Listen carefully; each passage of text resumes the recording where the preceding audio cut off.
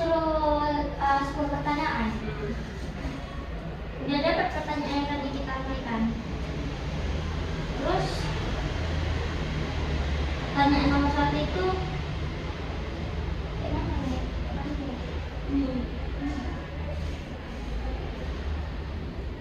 apa implikasi pendidikan Islam dari penciptaan alam semesta?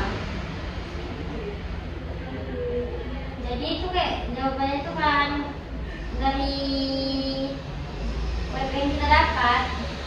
Adapun implikasi dari esensi alam semesta terhadap pendidikan Islam itu adalah untuk merealisasikan tujuan kemanusiaan di bumi, baik dengan syariat Allah, khalifah Allah. Dalam konteks ini Allah menjadikan alam semesta sebagai wahana bagi manusia untuk bersyahadah dan keberadaan dan kemahakuasaannya.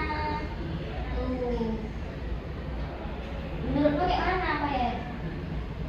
Saya setuju. Dan untuk soal kedua, bagaimana pandangan Islam tentang alam semesta? Sebagaimana yang kita cari tadi, apa jawabannya? Islam memandang bahwa alam semesta ini diciptakan Allah yang mempunyai keteraturan dan diciptakan dengan tujuan tertentu dan mulia. Jadi intinya di sini pandangan Allah itu kayak kita yang mempunyai keteraturan yang diciptakan untuk kita itu jadi bertujuan mulia gitu. Enggak, gini, semua yang diciptakan Allah pasti ada tujuannya dan bersifat mulia. Seperti iya kayak gitu kan? Iya kan? Maksud tujuan yang mulia itu karena hakikat manusia dikirim ke bumi untuk jadi khalifah. Oh. Selanjutnya Pertanyaan ketiga, bagaimana sejarah lahirnya filsafat pendidikan tentang alam semesta? apa aja? Jawabannya itu diawali oleh banyaknya pertanyaan yang muncul dari para filsuf Yunani tentang keberadaan alam ini. Thales misalnya, yang melihat air dan memandang bahwa segala sesuatu berasal dari air, berpendapat bahwa alam ini berasal dari air. Jadi maksudnya tuh kayak mana? Jadi dia karena air tadi lah dia punya pemikiran tentang alam semesta ini. Karena hampir seluruh yang 99% makhluk hidup membutuhkan air. Itu guys. Terus pertanyaan nomor 4 itu ada apa yang dimaksud dengan hakikat alam? Menurut dari web yang kita dapat, hakikat alam adalah ciptaan Allah yang harus dijaga dan dikembangkan. Alam adalah guru bagi manusia dan sebagai tanda kekuasaan Allah. Jika kita memahami banyak hal atau hal besar maupun hal kecil yang ada di dalam ini, alam juga memberi banyak manfaat kepada manusia. Jadi alam itu adalah salah satu contoh dari tanda kekuasaan Allah. Dan semua yang ada di alam ini maupun hal kecil atau hal yang sangat besar sekalipun itu semuanya ada manfaatnya kepada manusia. Jadi bisa kita ambil pelajaran lah ya.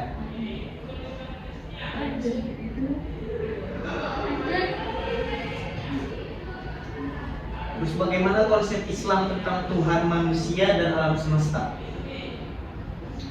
Berdasarkan karya yang kita dapat tadi, Islam itu memandang bahwa alam ini diciptakan oleh Allah kan, yang mempunyai keteraturan dan diciptakan dengan tujuan tertentu dan mulia, kayak yang nomor 1 tadi, ya kan?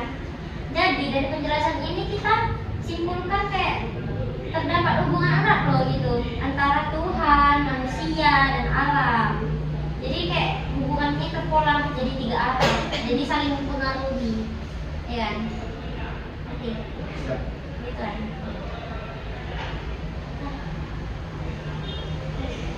Ini pertanyaan ke-6. Bagaimana pandangan beberapa filosof tentang proses penciptaan alam semesta. Di sini dijelaskan kalau pemikiran Ibnu Rashid yang berasal dari kalangan filosof yang mengungkap tentang kosmologi bahwa penciptaan merupakan proses pengubahan satu sama lain atau mengubah potensi menjadi ciptaan yang sesungguhnya, dan proses ini dilakukan terus-menerus dalam periode yang tidak terbatas atau tak terhingga, serta pemikiran para saintis.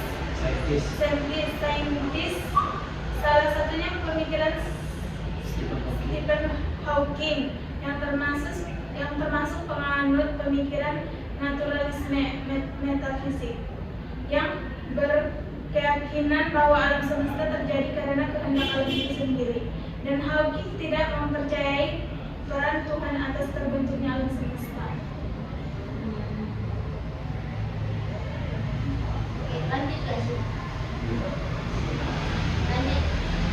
Kemudian ada pertanyaan ke-7 itu bagaimana tujuan penciptaan alam semesta.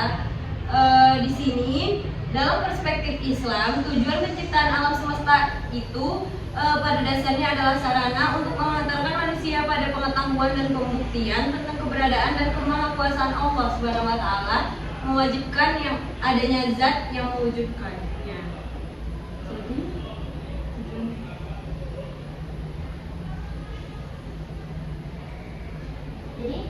Jadi tujuannya Allah menciptakan alam semesta ini juga untuk menjadi sarana menghantar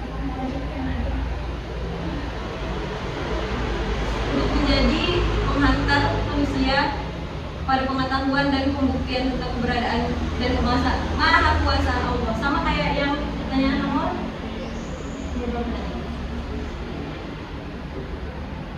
Kayak dia diciptakan kita tuh untuk kita menambah pengetahuan dan kita percaya adanya Allah karena kita Ada bisa kekuasaannya Allah. ketika intinya tuh kita tuh adalah apanya di sini, tujuan utamanya. Ya kan bagaimana dengan Bayet? Iya. Ya, lagi tanya nih. Apa? Bagaimana kedudukan hakikat manusia di alam semesta? Siapa yang mau jawab? Oh, jadi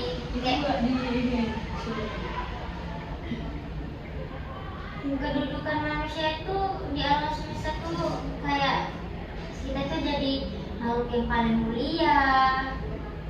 Seperti Sebagai- yang ada di dalam Quran surah apa ke-17.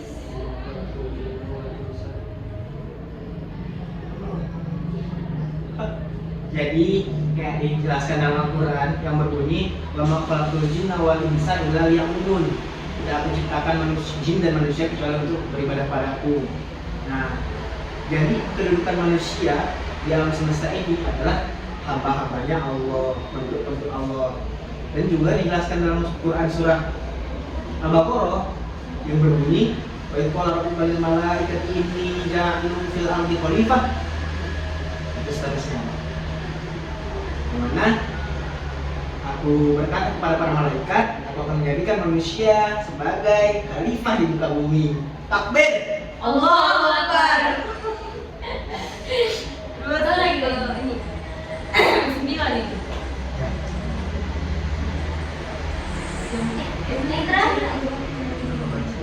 Yang terakhir, Cok.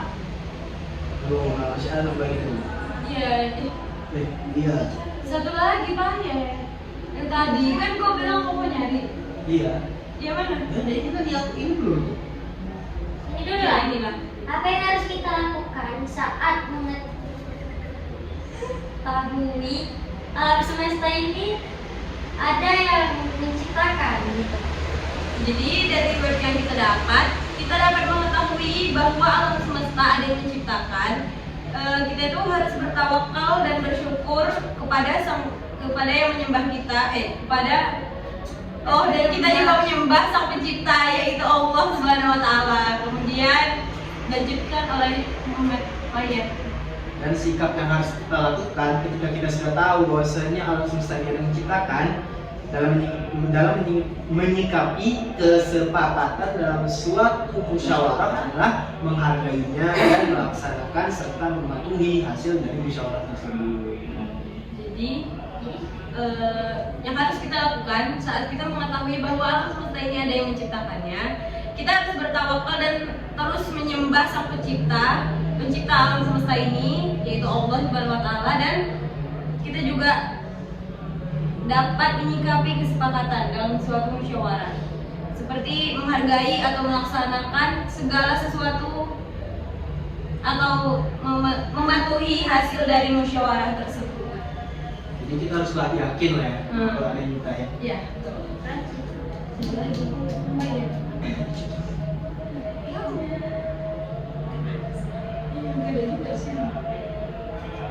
Sekian. Jadi segini aja Hasil diskusi ya. hasil diskusi dari kita.